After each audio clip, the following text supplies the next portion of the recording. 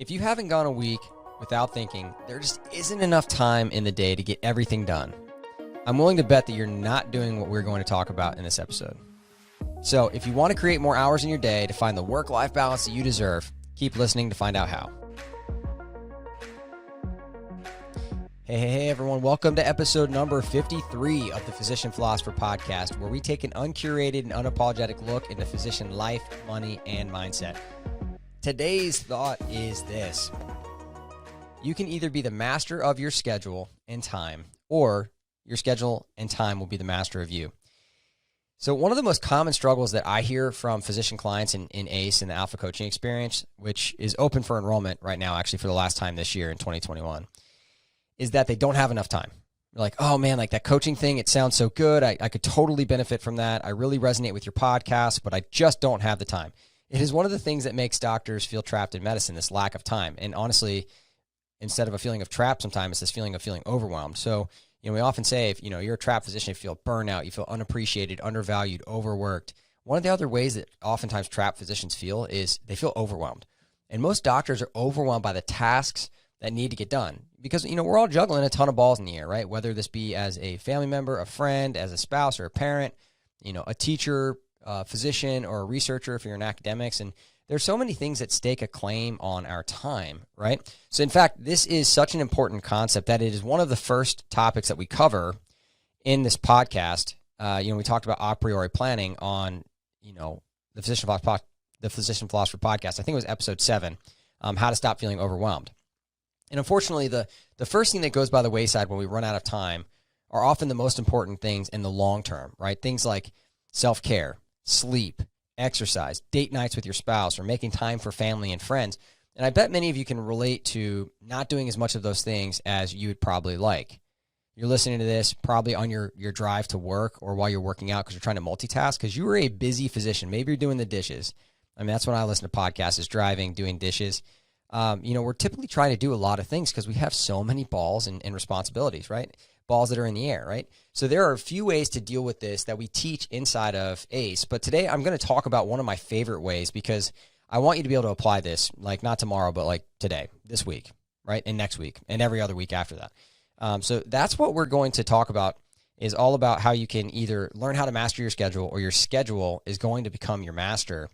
And so your view on time can either produce great confidence and results, or if it controls you, it can sometimes bring you to your knees, right? And just continually remind you that there are not enough hours in the day. I don't have enough time to get everything done. And that's what this episode is going to be all about, getting you what you want out of your schedule. Otherwise, you'll probably continue to get the lesson that you need from it, right? Because that's how life works. You either get the lesson, you either get what you want, or you get the lesson that you need. And I think the first time I ever heard that was from James Wedmore. I'm not sure where that originated, but that's how life works. You either get what you want or the lesson you need. And that truism is no different from your schedule. But before we get to that, I do want to mention that the Alpha Coaching Experience is only open 3 times per year. And right now, it happens to be open for enrollment for the last time in 2021. So the enrollment for Alpha Coaching Experience is open right now. If you want to learn how to master your money and your mindset so that you can finally practice medicine on your terms, so you can stop feeling trapped in medicine, burned out, morally injured, overwhelmed, or if you're a physician who wants to go from good to great, because guess what? Coaching can do that too. Coaching is not just about taking people from trapped to physician freedom. It is also about helping people go from good to great. So enrollment closes Thursday, September 2nd at midnight. So to learn more about ACE, to enroll, to see the testimonial videos and all the other incredible things that have happened inside of ACE, go to thephysicianphilosopher.com/alpha. That's ALPHA. Or click the link in the description of the podcast player in your show notes. We are super excited to have you and can't wait for you to join that program. And if you have any questions about it, just email me, Jimmy at thephysicianphilosopher.com. I'm often willing to do a one-on-one consult to see if coaching's right for you. And if it is, great. If it isn't, guess what? I tell you that. I'm an honest guy. You can probably tell that from this podcast, but I just want to help people, right? So book a one-on-one call with me. That's fine. My business manager is probably going to get mad that I mentioned that on this podcast, but it is one of the things that you can do. We want you to get the help that you need. So however we can do that, let us know, and we want to help you make the decision that's best for you. So before we dive into, fixing this problem of work-life balance and basically running out of time, we should probably properly define what work-life balance looks like, right? In fact, That phrase, work-life balance, has come under fire recently in the last few years. People sometimes prefer the term life-life balance better than work-life balance because life-life balance implies that work is part of life, right? And that it's all about, finding the happiness and the harmony between all of the things that we're responsible for. Yet many doctors don't feel like there's enough time to do what they need to get done.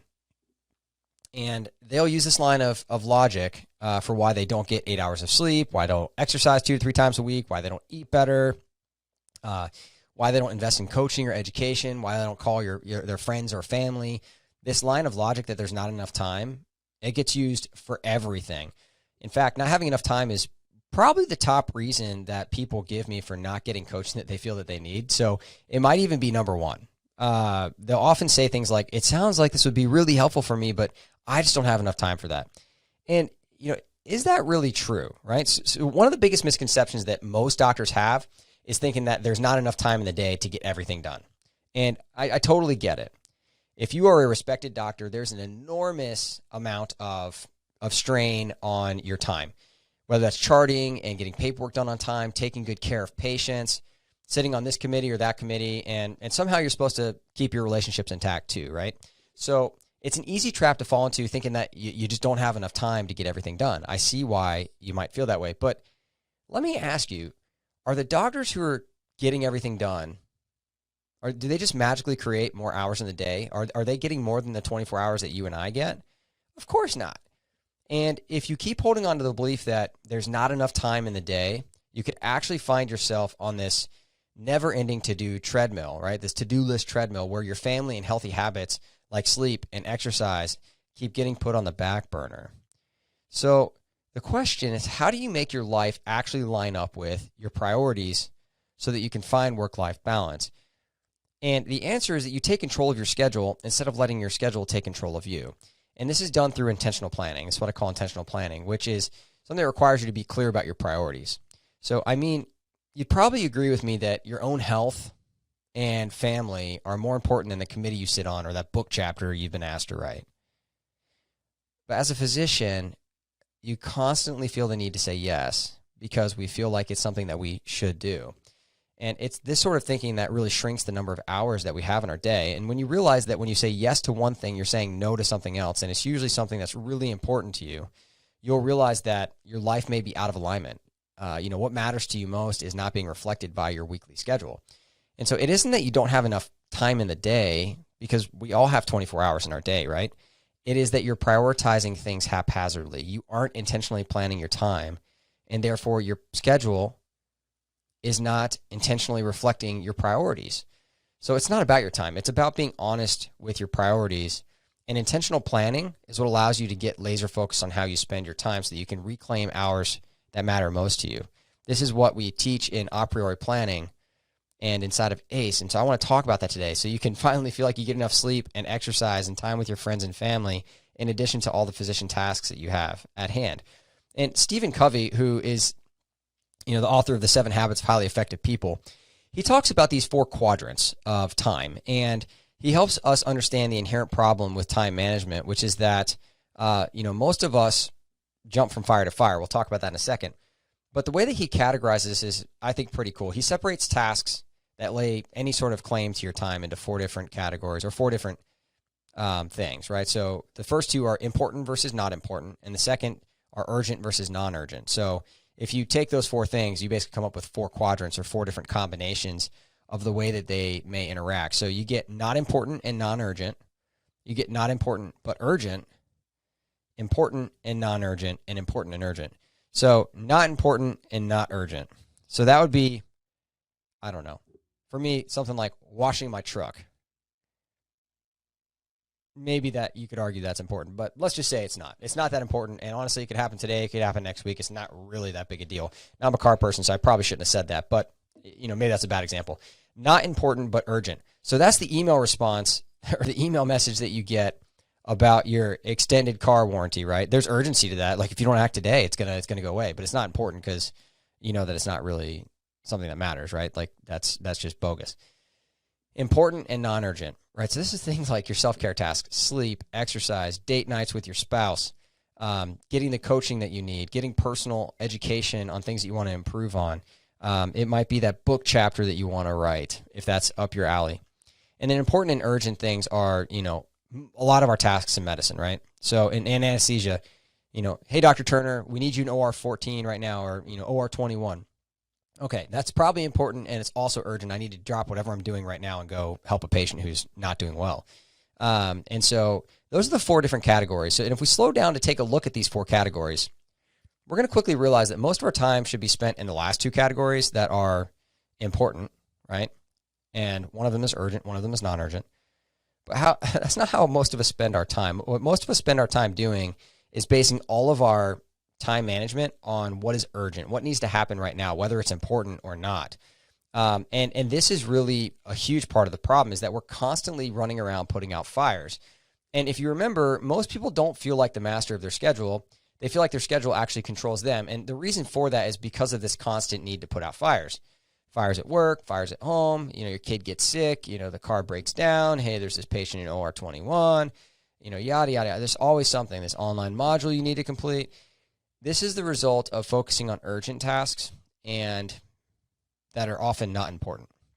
It also leads us to ignore all the important tasks that we need to do in the long-term big picture that aren't urgent, because urgency often trumps non-urgent but important tasks. And when you're living a reactionary life like this, where you're constantly putting fire after fire out, it's very hard to be intentional about where you should spend your time, because all of it gets taken up by these urgent, but if we're honest with ourselves, not very important tasks that we constantly complete. We hear that email notification and we're like, oh, I have to answer this. We talked about that on a recent podcast episode too, right? That 90% of people expect a response to an email within 10 minutes. It's insane. Or the social media ding, or the text message that goes off, or, oh, I got to go deal with that right now. Definitely need to answer this right now.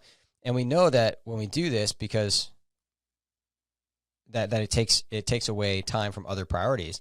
And we also know that these aren't really that important, because a true emergency comes up, and you know this, right? When a family member has gotten sick or something has happened to you, and it just kind of puts everything else in the back burner, because you get a ton of clarity when a family member has a heart attack, someone else gets sick, something truly emergent comes up, and you start realizing that all of those other things that you thought were urgent and important actually aren't.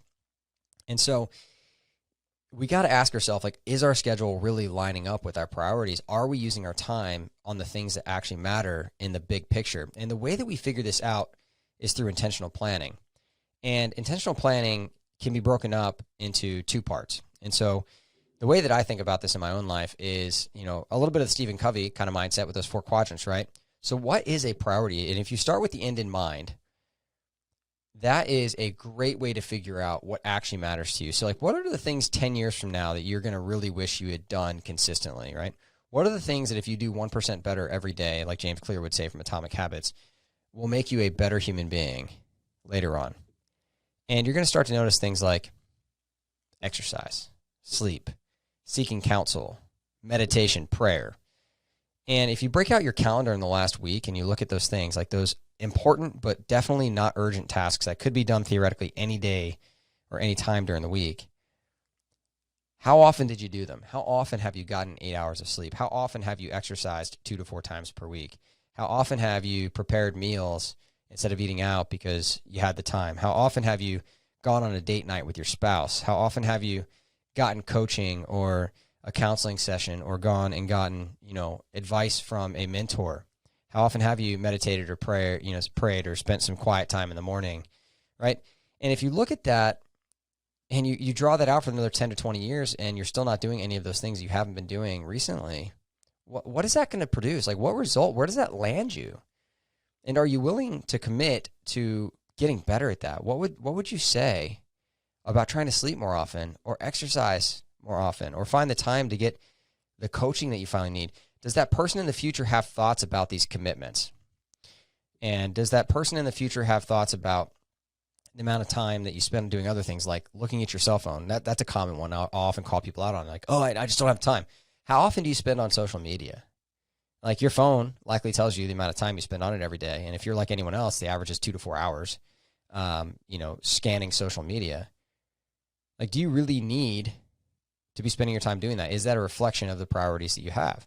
What about the committees or the book chapters or research projects? They may or may not be on your big hell yes policy, right? And we want things that are on our hell yes policy, things that, our hell yes policy for those that are new to the podcast, things that, basically you should be saying no to anything that doesn't make you say hell yes. And the things that land on the hell yes policy, like your friends, your family, and it might be some work stuff. It might be that research project that you're super into and it's really important to you. It might not be, but just getting clear on your priorities and then letting your schedule reflect that is really this first part. And if you start with the end in mind, you'll be more able to determine what matters and what does not. And then you can apply these principles as you make your weekly schedule. And with this process, which we talk about more in depth in episode 7 of the podcast, we tell you how to start and give you the concrete examples there. But start with your self-care tasks first. And the reason why is because these are non-urgent but important tasks. And if you don't start with them, they will never make it on your calendar. And you're probably living proof of that right now. A lot of things that I've talked about so far, exercise, sleep, date nights, time growing yourself as a person and investing in yourself to be happier. There are things you're probably not doing right now. And if you think about that, the reason why is because you scheduled them last, even though they're arguably the most important things. So you'll notice that these all fall into that important but not urgent category. So we want you to start with that. This isn't a coincidence that we ask you to schedule your self-care tasks first in a priori planning, right? Because as we've discussed, if it left to your own devices, it's clearly not going to make it on the calendar. And this means that we must intentionally schedule our long-term priorities first. Big picture items, starting with the end in mind, priorities first, particularly when they are not urgent. And so you get those 3 days of exercise. You make sure you get enough sleep. You pencil in the date night on Friday with your partner or your spouse. And actually, in fact, you should probably write that in permanent marker, right? Then you could fill in the remaining maker tasks that require a substantial amount of your time. And finally, the manager tasks that need to get done but don't require as much deep focus. And there you have it. You got your self-care tasks, your maker task, and your manager tasks. And now your week is starting to reflect your priorities, right? Those are the two different parts. Prioritization and then filling in the gaps with your maker and manager tasks after you put it in your self-care tasks first. Now, this is going to get harsh for a minute, but if you can get really past getting offended about the truth, it'll help you master your time. So I'm probably going to make you mad. That's okay. I'm not here to make you happy all the time. I'm here to help you be a better person. So forgive me if I step on your toes. But if you learn to plan intentionally with your week, which is, by the way, an iterative process, you're going to start and you're not going to be very good at it. And then you're going to get better and you're better and better. You're going to notice a couple of things. First, when you start adding those important things that are not urgent to your schedule, you're going to realize that you don't have time to do everything you've been doing in the past. And that's fine, because you're no longer going to tell yourself the story that you don't have enough time. And instead, you're going to replace that with language like, this isn't a priority for me right now, because you're going to be honest. And that's the truth, right? So if you've ever told yourself, I don't have enough time to do X, Y, and Z, just stop yourself in your tracks and tell yourself the truth, which is, this is not a priority for me right now. So if work-life balance is a priority for you and you're choosing other things that are making that very challenging, don't say it's not because you don't have enough time. It's because it's not a priority. And if you decide not to exercise, if you decide not to hang out with your friends or family, to not get the coaching that you need, or to take care of the student loan plan you've been putting on the back burner, or any of the other things that that need to get done, but they're not necessarily urgent, it isn't about your time. It is about prioritization. Those things are not a priority to you. And it never has to do with the 24 hours in the day that we all get, because we all get the same number of hours in our day. It has to do with what you are or are not currently making a priority in your life. And so once you're honest with that, about all of that with yourself, about your actual priorities, the ones that your schedule actually reflects each week, because those are actually your priorities. Like, put your money where your mouth is. Same kind of thought process here, right? Only then can you make real change. And until then, you're going to be living as a victim of your schedule. Your schedule is going to be your master. You'll continue to tell yourself you don't have enough time and that work-life balance is this impossible thing. And your priorities will remain a list of things that are supposedly important to you on paper, but that your schedule doesn't actually reflect. But if you can release that, if you can be honest about your priorities and say, this is or isn't a priority to me right now, and to get rid of things that aren't a priority and to have your schedule reflect those long-term, non-urgent but important tasks that are a priority. If you could do that each week and get better with it, after you practice this iterative process of making your schedule and scheduling self-care tasks first and then maker tasks and then manager tasks, you will find the time for all of those important things that you say you don't have the time for right now. With each week, it can get closer and closer to the values and the priorities that are really important to you. And that is how you find more time in your day. It's by getting rid of things that aren't a priority and being honest about it, getting rid of the people pleasing if that's part of your story, because it's certainly been part of mine. And if you can do all of that, then you're going to have time for the priorities that matter. And you just got to be clear with people like, hey, this is not a priority for me. And that's honest. There's nothing wrong with that. There's nothing wrong with that. It's actually super, super important to finding the time that you need to find the work-life balance you're looking for. So don't forget, if getting the help you need to finally live a life that you love on your terms is a priority for you, remember that Alpha Coaching Experience is open for the last time in 2021 right now. So if you want to learn how to master your money and your mindset so you can stop feeling trapped in medicine and finally practice medicine because you want to and not because you have to, you can learn more by going to thephysicianphilosopher.com/alpha. That's ALPHA. Or if you have any questions, as always, guys, don't hesitate to reach out to me, Jimmy@thephysicianphilosopher.com. Just shoot me an email. We'll hop on a call together. I'll answer your questions. I'm happy to help you however we can to figure things out and to figure out what's a priority to you, right? That's ultimately what it's about. And if it's getting coaching because you know it'd be helpful to you, fantastic. If it's not, that's also fine. I just want you to know that your schedule reflects your priorities. So today's thought is this: you can either be the master of your schedule and time, or your schedule and time will be the master of you. Until next time, my friends, start before you're ready. Start by starting. Start now. I will see you next week.